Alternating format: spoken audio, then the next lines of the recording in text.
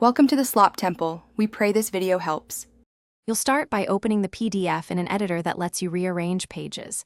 Make a quick backup first so you can recover if needed. Once open, switch to thumbnails or the page panel so you see every page at a glance. If the file is locked, unlock it or use the account that created it. Otherwise, you can't edit.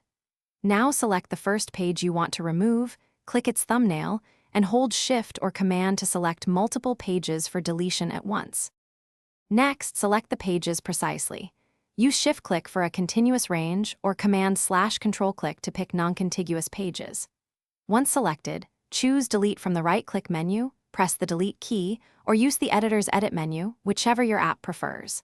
After deletion, scan the document to ensure content flowed correctly. Page numbers, headers, footers, and bookmarks can still reference removed pages, so update or remove them. If your editor finally, save the edited PDF under a new file name so your backup stays intact, and then open the new file to verify pagination, bookmarks, and links behave as expected. If deleted pages still appear, flatten annotations and export or print a PDF to force a fresh render.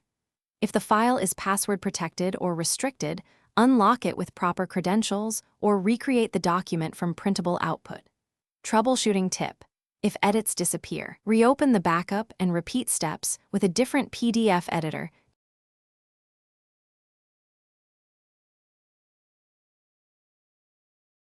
Thanks for watching. Consider subscribing if we helped you.